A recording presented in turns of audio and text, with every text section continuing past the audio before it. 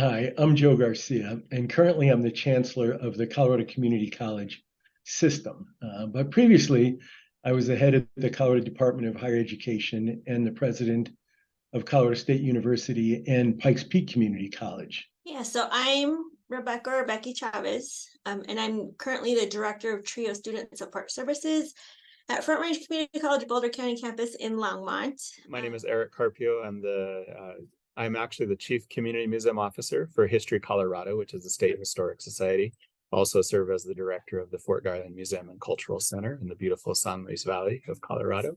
So my name is Joanna Leyba. I am the principal of my own consulting firm, named to be created. And right now, my group primarily works with nonprofit and foundation organizations here in Colorado, primarily supporting Latinos and other marginalized communities. Hi, my name is Miriam Tapia Salinas. I'm currently serving in a totally different capacity. I pivoted from my higher ed experience of many years, specifically college admission, and I am now working with Abraham Lincoln High School.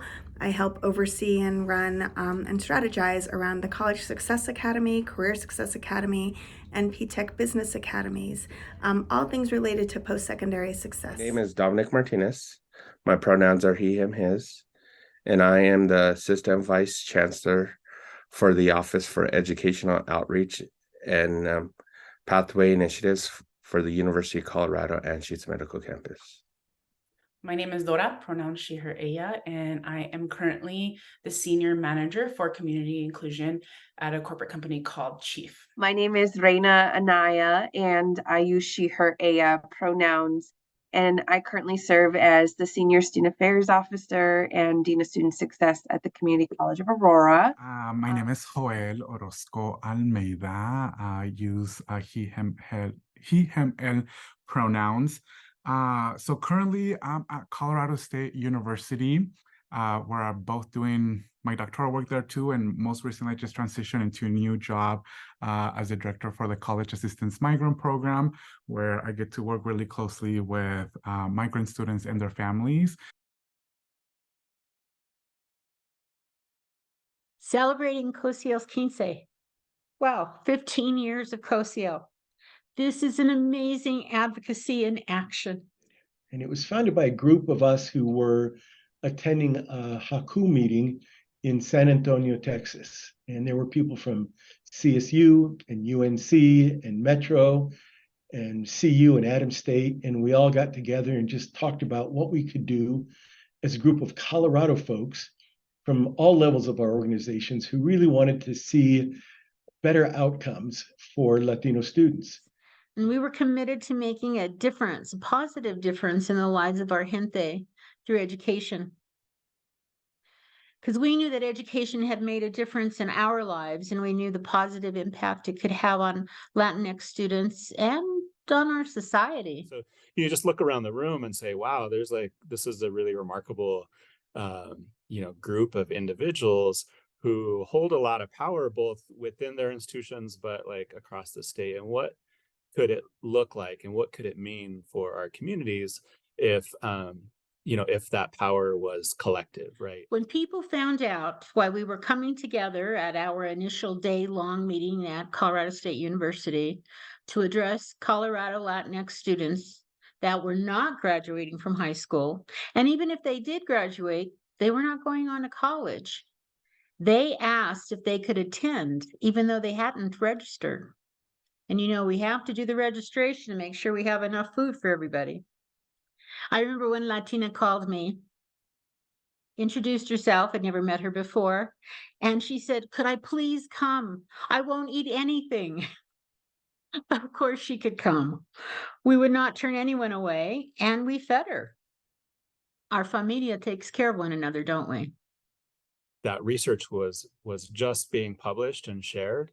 That Colorado was last in the country, or maybe 48th or 49th in the country in the education attainment gap, and educating our in the difference between I think what was it, post-secondary attendance or post-secondary graduation between Anglo students and non-Anglo students. And so to see that in black and white, and to see that Colorado was last you know, in this area. I think that, you know, in some ways that became kind of like the, you know, the data that prompted, you know, the urgency, right, for work to be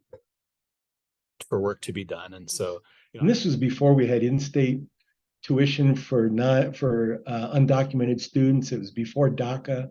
It's before all those things, but there was a strong mission towards like advocacy and, you know, legislative voice, right? Really trying to, you know, share this urgency, you know, with board of trustees and with presidents and with the legislature to say, hey, like, you know, we claim to be this highly educated state, one of the most educated, right? And we are one of the most educated states in the entire country, but it's not our own. As a matter of fact, we're failing our own.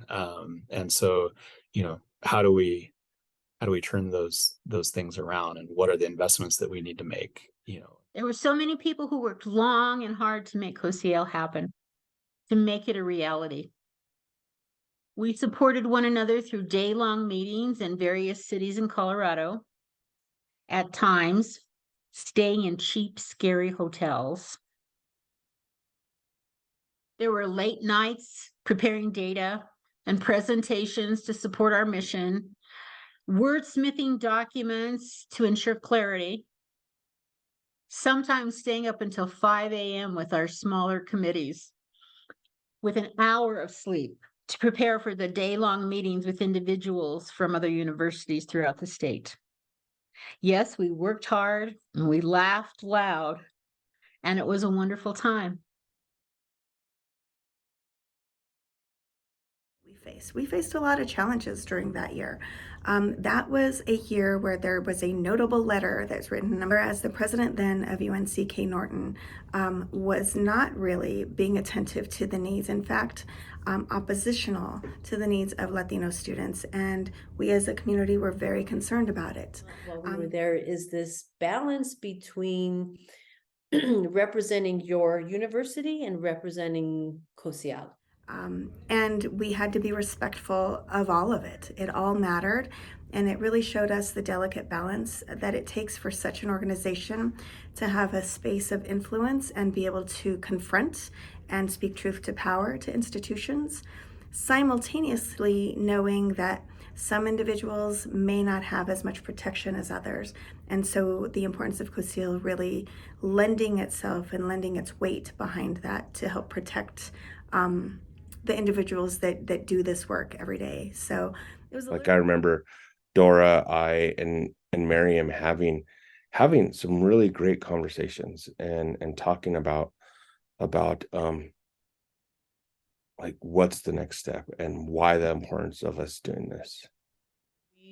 We shifted our mission statement to really like reflect where we felt like the organization was going, where the needs of the Latina community in the state of Colorado were at that time.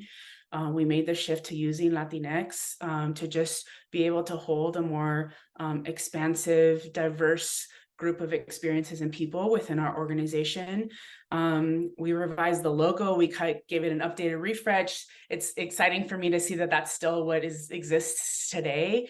And then at the start of my president-elect year, we began to have conversations about what it would mean for us to become an official 501c3, began to explore, you know, what it would take in order to do that.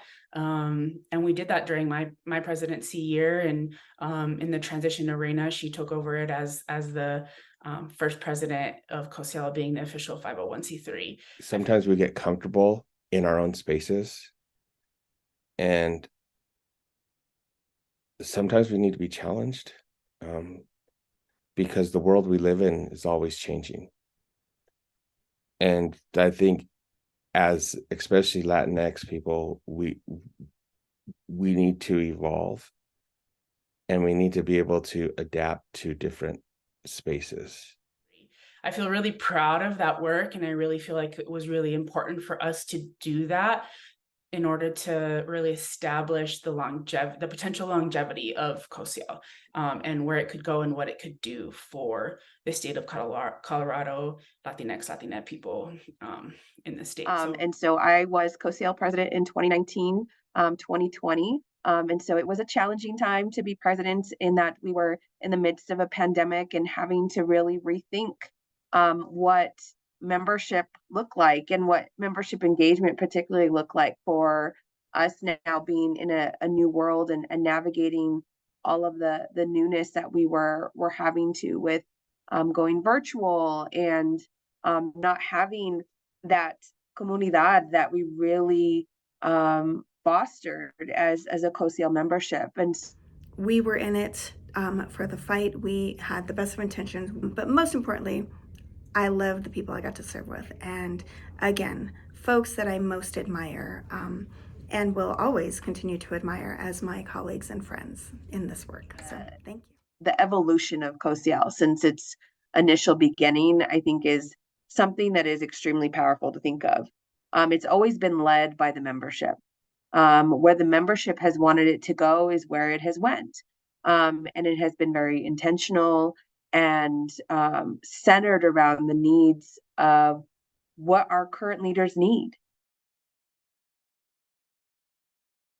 So not only was, CoCEAL a way to, kind of convene, our power, right, and convene, this collective voice for the betterment of the community, in Colorado. It was also a way to really refresh ourselves, right, and to care for our own selves. And I know that's a theme that has continued to, be part of present day CoCEAL from my. Because of that, I went and I never left. They hooked me because I got to work with people who were my mentors at CSU and people whose names I had heard of along the way. And now we were in the same place and space with each other. And it was CoCEAL is where I met my wife. And so that for me will always be a really important place and time and space for me.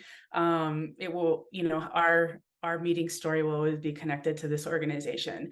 I have really clear memories of that meeting. To a room full of brown faces, Selena was playing in the background, and there's all these food, and I was like, so that was a life-changing moment for me because I think what it gave me hope. It gave me hope to know that although I may not have this in my everyday experiences, here's pockets of places that I can be in community. But most importantly, there are other Latinos that could potentially, or even being able to see folks who at the time I was aspiring to be a vice president for student affairs, and just being able to see folks in those roles that just changed something for me because it really just gave me hope. It's well, maybe I can do this thing too. And that was a very pivotal moment for me. It's just the amazing friendships and colleagues that I've been able to gain through being a part of CoCEAL. And, I think that just continues to be an endless cup that continues to be filled and which is why I continue to go back. The amount of laughs and connections and, chisme that you just get in the conversations is just what fills me and allows me then to go back to my campus and put back on kind of that fight for change.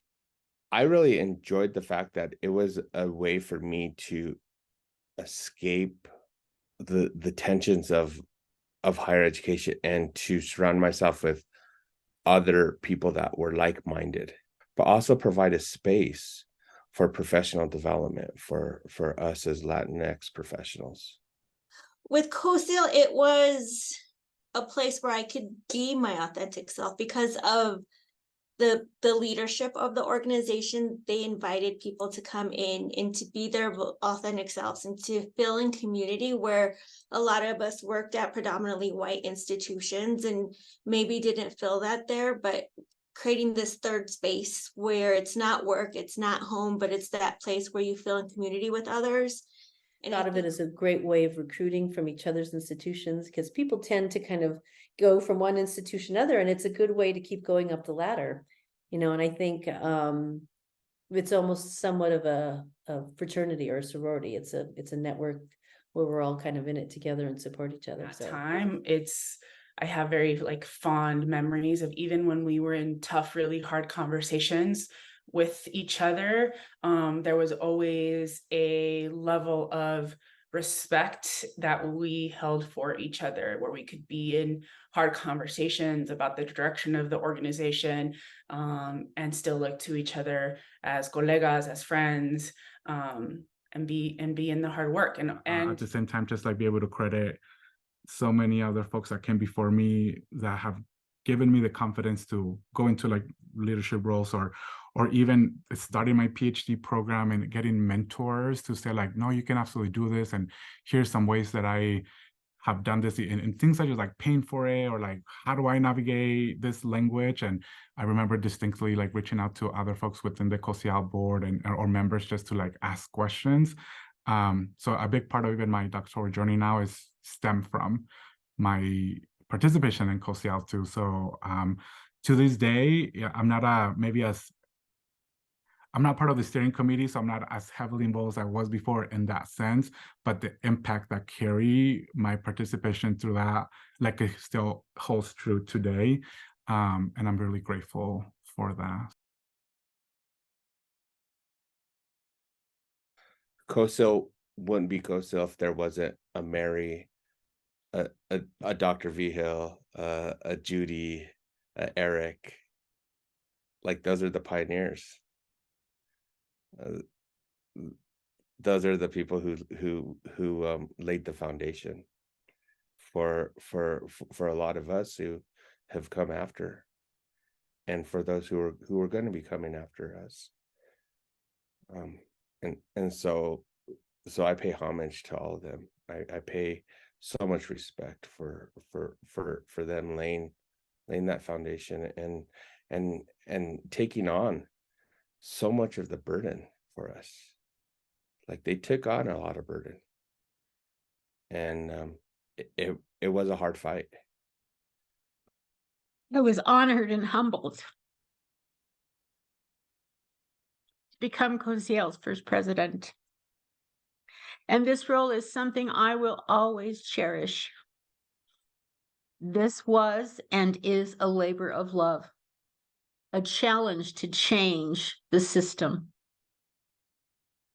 Honoring our ancestors, those grandparents and family that wanted something better for their children, who believed in us to succeed and to help our gente. I was like, but we just started it like yesterday.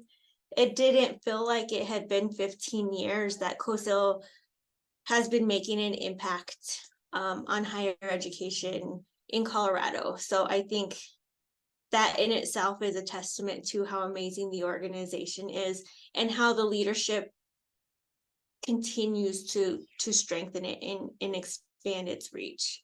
How things have unfolded, as a society, since the height of the pandemic. An organization like CoCEAL is necessary more than ever today, even more maybe so than 15 years ago. And, I mean, it's CoCEAL, for 15 years has been a free labor of love for people. We do it because we care about our community. We do it because we know it's important. And like our cultura does, like we pick up work when we see that it needs to be done, even if we know we're not going to get compensated for it, but because it means a lot to us. And I think it means a lot to the students that we know this work will inevitably impact. And because there is a lot of things that needs to get done, but sometimes we just need a space where we can just come in and be ourselves and just exist. And that is such a valuable thing that I've learned for my participation with CoCEAL. And that's what's important with CoCEAL and the intergenerations that we have is we're bringing up others along with us. They didn't say, oh, Becky, you're just the director of admissions. But someday you can be me and you're going to come along. I'm going to open the door for you to come and either take my seat or sit along next to me. And I think that is something I definitely value from CoCEAL that I try to embody.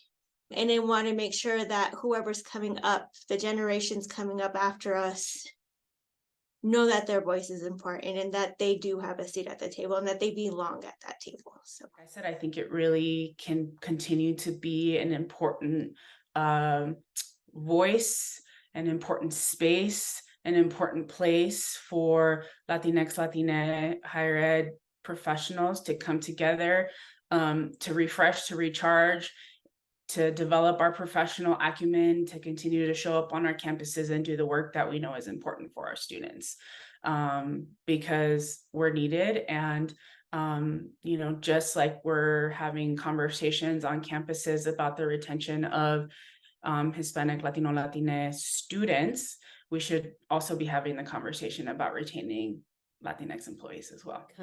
Such a force that it's the go-to. Like presidents are coming to you, that boards of trustees are like, well, we should probably check with CoCEAL. Like people know that if big decisions are going to be made, if controversial things are going to happen, or changes are going to be that'll impact our students, our people, our staff, that they come to CoCEAL because they know CoCEAL is such a force in the state. And most importantly, to be broad and bold and creative about your vision. I wish you all the best, and I'm so excited that you are celebrating 15 years. Congratulations. And I just want to wish CoCEAL another great 15 years of increasing opportunities for young people, increasing professional development for Latino staff and faculty, and really making Colorado just a better place for our Latino community. We will continue the CoCEAL commitment to make that positive change happen. Let's celebrate our 15. Congratulations, CoCEAL. Muchas gracias.